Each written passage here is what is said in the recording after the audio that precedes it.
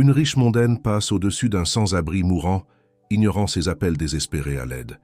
Mais avant qu'elle ne puisse s'en aller, une voix douce la stoppe net. C'est Michael Jackson. Ce qui se passe ensuite laissera toute la rue dans un silence stupéfait. Avant de commencer l'histoire, dites-nous en commentaire d'où vous nous regardez aujourd'hui. Camilla Hastings sortit de la boutique la plus chère de Rodeo Drive, à peine consciente de la pluie battante. À 58 ans, elle était toujours renversante.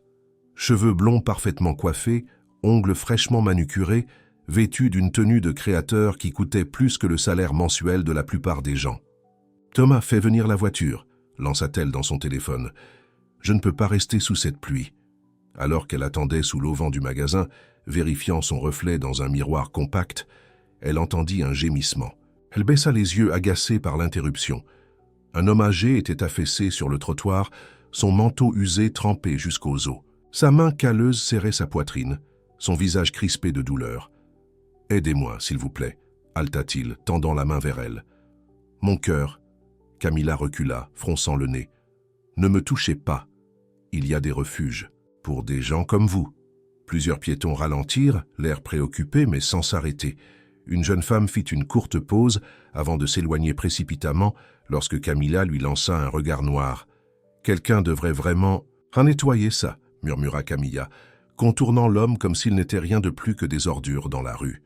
« C'est pour ça que je déteste venir en centre-ville ces derniers temps. » La respiration de l'homme devint plus laborieuse. « S'il vous plaît, appelez quelqu'un. » Camilla sortit son téléphone pour vérifier si Thomas était proche.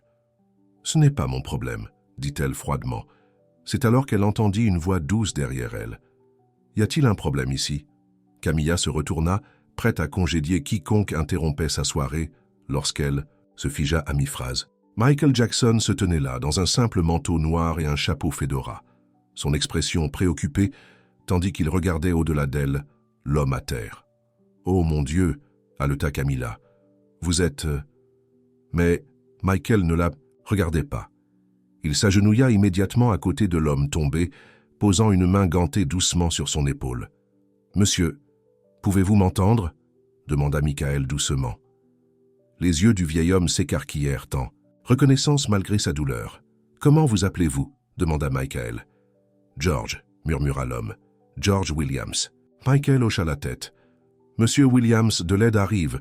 Je reste juste ici avec vous. » Michael leva les yeux vers la foule qui se rassemblait. « Quelqu'un appelle une ambulance maintenant. » 3 personnes sortirent immédiatement, leur téléphone. Camilla resta figée, la honte et la confusion la submergeant. « Ce n'est qu'un sans-abri, » dit-elle, sa voix soudainement creuse même pour elle-même. Les yeux de Michael croisèrent les siens, et pendant un instant, Camilla eut l'impression qu'il pouvait voir à travers ses vêtements coûteux jusqu'au vide intérieur. « Chaque vie a de la valeur, madame, » dit-il doucement. « Chaque seule vie. » La foule grandit à mesure que les gens reconnaissaient Michael, mais au lieu de demander des autographes, ils suivaient son exemple. Une femme offrit son manteau comme oreiller. Un homme d'affaires abandonna son parapluie pour protéger George de la pluie. Camilla resta à l'écart, regardant Michael Jackson, l'une des personnes les plus célèbres de la planète, assis sur le trottoir mouillé en tenant la main d'un sans-abri pendant qu'ils attendaient l'ambulance. Et pour la première fois, depuis des décennies, Camilla Hastings se sentit petite. L'ambulance arriva en quelques minutes, ses lumières clignotant sur le pavé humide. Les ambulanciers se précipitèrent vers George, évaluant rapidement son état. « Possible crise cardiaque », dit un ambulancier. « Il faut agir vite. » Alors qu'il soulevait George sur la civière, ses yeux rencontrèrent ceux de Michael. « Merci », murmura-t-il. Michael hocha la tête. « À quel hôpital l'emmenez-vous » demanda-t-il à l'ambulancière. « Cedar Sinai », répondit la femme, essayant clairement de garder son professionnalisme malgré sa reconnaissance. « Je prendrai de vos nouvelles plus tard, monsieur Williams », promit Michael. Camilla regarda avec incrédulité Michael sortir son portefeuille et remettre quelque chose à l'ambulancière. « Assurez-vous qu'il ait tout ce dont il a besoin », dit-il doucement. La foule commença à chuchoter avec excitation, les téléphones enregistrant tout. Camilla se sentit exposée, comme si tout le monde savait ce qu'elle avait fait, ou plutôt ce qu'elle n'avait pas fait. Michael se retourna vers elle. « Madame, avez-vous un instant ?» Camilla hocha la tête, incapable de trouver des mots. « Promenons-nous, dit-il. » Ils s'éloignèrent de la foule, le garde du corps de Michael suivant à une distance respectueuse. « Je ne suis pas là pour vous faire honte, » dit Michael une fois qu'ils furent seuls. « Mais cet homme aurait pu mourir ce soir. »« Je n'y ai pas pensé, » commença Camilla. « C'est le problème, n'est-ce pas ?» La voix de Michael resta douce. « Nous ne pensons pas aux gens que nous pensons n'avoir pas d'importance. » Camilla sentit des larmes se former. « Je ne suis pas une mauvaise personne, » insista-t-elle. « Je le crois, » dit Michael. « Mais les bonnes personnes peuvent faire de mauvaises choses lorsqu'elles oublient de voir les autres comme des êtres humains. » Un SUV noir s'arrêta, et Thomas en sortit, l'air confus devant la scène. « Votre voiture est là, » fit remarquer Michael. « Mais avant de partir, Cedar Sinai, demain matin, si vous voulez réparer cela. » Sans attendre de réponse, Michael ajusta son fedora et s'éloigna, laissant Camilla sous la pluie. Le lendemain matin, Camilla était assise dans sa cuisine immense, le café intact devenant froid à côté d'elle. L'incident se jouait encore et encore dans son esprit. Elle avait à peine dormi, hantée par les yeux désespérés de George et la déception silencieuse de Michael. Son téléphone bourdonnait sans cesse de messages d'amis qui avaient vu les vidéos virales. « OMG Cam, c'est toi qui ignores ce pauvre homme et tu es tendance pour toutes les mauvaises raisons. » Sa fille Julia l'appela de New York. « Maman, qu'est-il arrivé? C'est partout sur les réseaux sociaux. »« J'ai fait une erreur, » admit Camilla, la voix brisée. « J'ai été horrible, Julia. » Après avoir raccroché, Camilla se regarda dans le miroir. Son maquillage parfait ne pouvait pas cacher la honte dans ses yeux. Elle prit une décision. 1 heure plus tard, elle entra à l'hôpital Cedar Sinai avec un simple bouquet de fleurs. Pas de tenue de créateur aujourd'hui, juste un jean et un pull. À la réception, elle s'éclaircit la gorge. « Je cherche George Williams. Il a été admis hier soir. » La réceptionniste vérifia son ordinateur. « Êtes-vous de la famille ?»« Non, je... » Camilla hésita. « J'étais là lorsqu'il s'est effondré. Chambre 412, » dit la femme. « Mais il a un visiteur en ce moment. » Camilla la remercia et se dirigea vers l'ascenseur. En approchant de la chambre 412, elle entendit des rires discrets à l'intérieur. Elle jeta un coup d'œil par la porte et se figea. Michael Jackson était assis au chevet de George, les 2 hommes partageant une blague. George avait beaucoup meilleure mine. Un peu de couleur était revenue à son visage. « Alors je dis au producteur ?» Michael s'arrêta à mi-phrase, apercevant Camilla. George suivit son regard, son sourire s'estompant lorsqu'il la reconnut. « Je peux revenir plus tard ?» balbutia Camilla. « Non, » dit Michael. « Veuillez vous joindre à nous. » Camilla entra dans la chambre, se sentant plus nerveuse qu'elle ne l'avait été depuis des décennies. « Monsieur Williams, dit-elle, je suis venu m'excuser. » George regarda Camilla, son visage buriné impénétrable. La chambre d'hôpital resta silencieuse, sauf pour le bip régulier du moniteur cardiaque. « Vous voulez vous excuser? Maintenant ?» demanda finalement George. « Parce qu'il est là. » Il hocha la tête vers Michael. Camilla serra les fleurs plus fort. « Je le mérite. Mais non, je suis là, parce que ce que j'ai fait était mal. Je vous ai traité comme si vous n'étiez même pas humain. » Michael se leva. « Je vais vous laisser un peu d'intimité. »« Non, » dit George, saisissant le bras de Michael. « Restez, s'il vous plaît, je veux que vous entendiez ça aussi. » Michael hocha la tête et s'assit. Camilla déposa les fleurs sur la table de chevet. « Les médecins disent que vous avez fait une crise cardiaque ?»« Une légère, » confirma George. « Ils me gardent pour observation. »« Je suis contente. » Camilla prit une profonde inspiration. « Monsieur Williams, il n'y a aucune excuse pour mon comportement. J'ai été cruelle alors que vous aviez besoin d'aide, et je suis profondément désolée. » George étudia son visage. « Vous savez, je n'ai pas toujours été sans abri. » Camilla cligna des yeux, surprise par le changement de direction. « J'étais chirurgien, » continua George, « cardiothoracique, pendant 30 ans dans ce même hôpital. » La bouche de Camilla s'ouvrit. « Vous êtes le docteur Williams? Le docteur George Williams ?» Michael regarda entre eux, confus. « Vous le connaissez ?» demanda Michael. Camilla hocha lentement la tête. « Mon mari, il y a 15 ans, il avait besoin d'une opération cardiaque d'urgence. Le docteur Williams lui a sauvé la vie. » Elle se tourna vers George. « Mais je ne vous ai pas reconnu. Comment avez-vous atterri? Dans la rue ?» termina George pour elle. « La vie est comme ça. Ma femme est tombée malade. Alzheimer précoce. Les factures médicales se sont accumulées. j'ai pris un congé pour m'occuper d'elle, puis l'hôpital a réduit ses effectifs. Au moment où elle est décédée, j'avais tout perdu. Des larmes coulaient sur le visage de Camilla. Je n'avais aucune idée. « Pourquoi auriez-vous » dit George. « Pour vous, j'étais juste un autre sans-abri à éviter. » Michael se pencha en avant. « Le monde juge trop rapidement sur les apparences. » George hocha la tête. « Après la mort d'Agnès, j'ai juste abandonné. J'ai commencé à boire. J'ai perdu mon permis. Je me suis perdu. Jusqu'à hier soir, ajouta Michael. Oui, acquiesça George. Faire une crise cardiaque sur Rodeo Drive n'était pas dans mes plans. Mais il regarda Michael. Parfois, les anges portent des fédoras. Michael sourit. Je ne suis pas un ange, Dr. Williams. On aurait pu me le faire croire, répondit George. Vous m'avez sauvé la vie 2 fois maintenant. 2 fois demanda Camilla. George hocha la tête. Les ambulanciers m'ont dit qu'il avait payé mon traitement, et ce matin, il m'a apporté autre chose. Il prit un dossier sur sa table de chevet et le tendit à Camilla. Elle l'ouvrit et haleta. À l'intérieur se trouvaient des papiers pour un programme de réadaptation, entièrement financé, ainsi que 6 mois dans un logement de transition. Une seconde chance, expliqua George. Camilla regarda Michael avec admiration. Vous avez fait tout ça pour un inconnu. Nous sommes tous une famille, dit simplement Michael. Certaines d'entre nous l'oublient parfois. Camilla essuya ses yeux. J'ai certainement oublié. Elle se tourna vers George. Dr. Williams, je sais que je ne peux pas défaire ce qui s'est passé, mais je veux aussi vous aider si vous le permettez. Pourquoi? Demanda George, la voix sceptique. Parce que mon mari est en vie aujourd'hui grâce à vous. Parce que j'ai eu tort. Parce que... Camilla cherchait ses mots. Parce que c'est ce qu'il faut faire. George resta silencieux un long moment. Qu'aviez-vous en tête?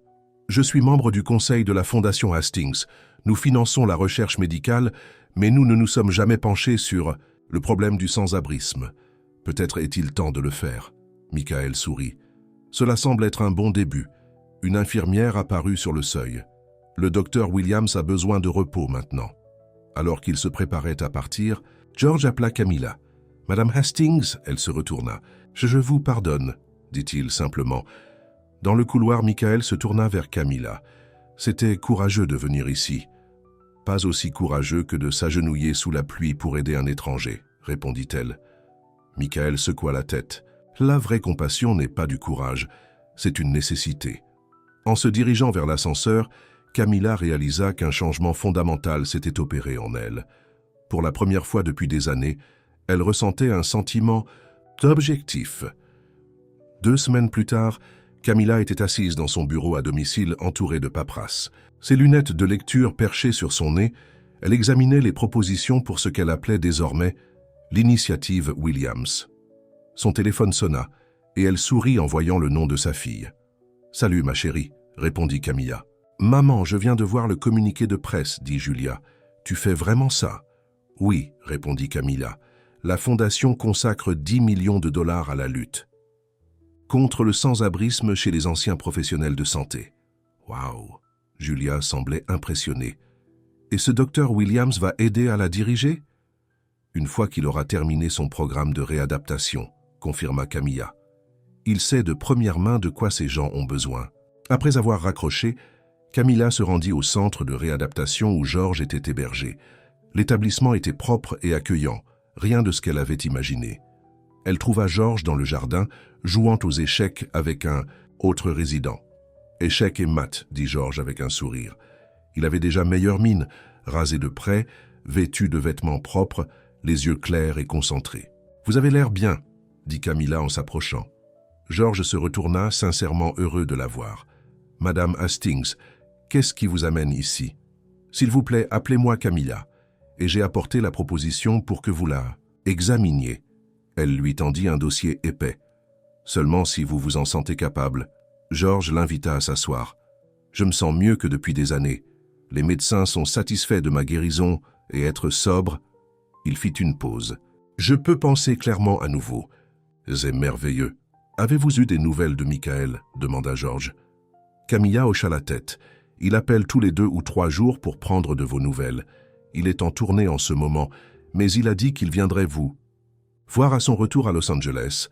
Georges ouvrit le dossier, parcourant les documents. C'est extraordinaire. Des professionnels de santé qui sont tombés dans le besoin. Un logement, réadaptation, placement professionnel. Votre idée, lui rappela Camilla. Je fournis juste les ressources. Les ressources comptent, dit Georges. Quand Agnès est tombée malade, si nous avions eu quelque chose comme ça... Sa voix s'éteignit. On ne peut pas changer le passé, dit Camilla doucement. Mais on peut aider les autres. Plus tard dans la soirée, Camilla assista à un gala de charité. La même foule qu'elle avait toujours connue. Les mêmes conversations superficielles sur les vacances et la chirurgie esthétique. Mais quelque chose avait changé. Elle se sentait déconnectée de tout cela. Camilla, ma chérie. Son amie Margaret lui fit un bisou sur les joues. On t'a manqué. Où étais-tu caché? J'étais occupée par un nouveau projet, répondit Camilla. Ah bon? Une nouvelle maison? De vacances? Ce créateur que tu aimes tant? En fait, je travaille sur une initiative pour aider les professionnels de santé sans abri. Margaret cligna des yeux. Sans abri? Quoi? Pourquoi diable t'impliquerais-tu dans quelque chose d'aussi déprimant? Camilla sourit. Parce que c'est important. Est-ce à cause de cet incident avec Michael Jackson? Margaret baissa la voix. Chérie, l'actualité a passé à autre chose. Tu n'as pas besoin de maintenir cette comédie de charité. Camilla ressentit une pointe de sa vieille colère, mais elle s'estompa rapidement. Margaret ne comprenait tout simplement pas, tout comme Camilla elle-même n'aurait pas compris il y a 2 semaines. Ce n'est pas une comédie, Margaret. Et si tu me permets, je vois quelqu'un à qui je dois parler. De l'autre côté de la salle, elle aperçut James Thornton, PDG de Pacific Medical Group. Elle essayait de le rencontrer depuis des jours. « Monsieur Thornton, » dit-elle en s'approchant, « je suis Camilla Hastings, Madame Hastings. » Il lui serra la main. « J'ai entendu dire que vous lanciez une sorte de programme pour les médecins sans abri, pas seulement les médecins, les infirmières, les techniciens, tous ceux du secteur de la santé qui sont tombés dans le besoin. Noble, mais irréaliste, dit-il d'un ton dédaigneux. Ces gens ont généralement des problèmes de dépendance, des problèmes de santé mentale. Certains, oui, reconnut Camilla. Mais beaucoup sont victimes des circonstances, factures médicales, crises familiales. Saviez-vous que les professionnels de santé ont parmi les taux d'épuisement les plus élevés? Ils sauvent les autres, tout en se détruisant parfois eux-mêmes. Thornton sembla surpris par sa passion. « Nous organisons une collecte de fonds le mois prochain, » continua Camilla. « J'aimerais avoir le soutien de Pacific Medical. J'y réfléchirai, dit-il maintenant réellement curieux. Qu'est-ce qui a changé chez vous, Madame Hastings? Tout le monde sait que vous n'étiez pas vraiment du genre charitable avant. » Camilla pensa à Georges, à Michael, à ce qu'elle avait été et à ce qu'elle voulait être. « Disons simplement, » répondit-elle, « qu'un roi m'a ouvert les yeux. » 1 an plus tard, Camilla se tenait sur l'estrade devant le centre, Williams pour le soutien des professionnels de santé nouvellement rénovés. Les caméras de télévision immortalisèrent le moment où elle s'apprêtait à couper le ruban. « Il y a 1 an, commença-t-elle, j'étais une personne différente, égoïste, aveugle à la souffrance autour de moi. » Elle fit une pause, regardant la foule. « Il a fallu un sans-abri et une pop star pour m'apprendre ce qui compte vraiment. » Le public rit, mais Camilla resta sérieuse. Le docteur George Williams a sauvé d'innombrables vies en tant que chirurgien. Puis la vie lui a joué un mauvais tour et il s'est retrouvé dans la rue. Son histoire n'est pas unique. Chaque jour, les personnes qui s'occupent de nous tombent elles-mêmes à travers les mailles du filet. Elle fit un geste vers le bâtiment, derrière elle. Ce centre fournira un logement d'urgence aux professionnels de santé en crise, des soins médicaux, un traitement contre la dépendance, un accompagnement professionnel et surtout de la dignité. Au premier rang, Georges était assis, grand et droit, dans un nouveau costume, les yeux clairs et en bonne santé. À côté, de lui était assis Michael Jackson, qui avait fait le déplacement spécialement pour l'inauguration, malgré son emploi du temps chargé. Au cours de notre première année, continua Camilla, l'initiative Williams a déjà aidé 53 professionnels de santé à se remettre sur pied. 27 sont retournés à leur profession. Les autres sont sur le point de le faire. Des applaudissements éclatèrent. Parmi la foule, Camilla aperçut des visages familiers de son ancien cercle social, y compris Margaret, qui avait fini par soutenir la cause. « J'aimerais inviter le docteur Williams à me rejoindre, dit Camilla. George se leva et se dirigea vers l'estrade. Les applaudissements de la foule s'intensifièrent. Quand je suis resté étendu sur ce trottoir il y a 1 an, dit George une fois les applaudissements retombés, je pensais que ma vie était terminée. J'avais abandonné. Il regarda Michael. Puis un ange en fedora est apparu. Michael sourit modestement. Mais le vrai miracle, continua George, c'est ce qui s'est passé ensuite. Madame Hastings aurait pu s'en aller une fois les caméras éteintes. Au lieu de cela, elle s'est présentée dans ma chambre d'hôpital avec des excuses, puis avec une vision. Il se tourna vers Camilla. Vous avez transformé votre culpabilité en objectif. C'est la vraie rédemption. Camilla sentit les larmes monter. Nous l'avons fait ensemble, dit-elle. Après la cérémonie, alors que les traiteurs servaient des rafraîchissements aux donateurs et aux dignitaires, Camilla se retrouva seule un instant avec Michael. « Merci d'être venu, dit-elle. Je sais comme vous êtes occupé. » Michael secoua la tête. « Je ne l'aurais manqué pour rien au monde. Ce que vous avez construit ici est incroyable. »« Ce que nous avons construit, » corrigea Camilla. « Rien de tout cela n'existerait si vous étiez pas arrêté ce soir-là. Parfois, le monde a juste besoin d'un petit coup de pouce dans la bonne direction, » dit Michael. « Vous avez fait le plus dur. » Une jeune femme s'approcha d'eux hésitamment. « Excusez-moi, Madame Hastings. Je suis Emma Chen. J'étais infirmière au County General avant le cancer de mon mari. »« Bien sûr, Mademoiselle Chen, » dit Camilla chaleureusement. « George a parlé de vous. Comment se passe votre situation de logement? C'est pourquoi je voulais vous remercier, » dit Emma. « Nous avons emménagé dans l'un de vos appartements de transition la semaine dernière. Les traitements de mon mari sont couverts par le programme et on m'a proposé un poste à temps partiel à l'hôpital Mercy. » Sa voix se brisa. « Vous nous avez sauvés. » Michael regarda Camilla prendre la jeune femme dans ses bras, lui offrant des paroles d'encouragement. Quand Emma partit, il dit doucement « Vous avez changé. »« Pour le mieux, je l'espère, » répondit Camilla. « Absolument. » Michael sourit. « Vous savez, quand j'ai aidé le docteur Williams ce soir-là, je n'aurais jamais imaginé que tout cela allait suivre.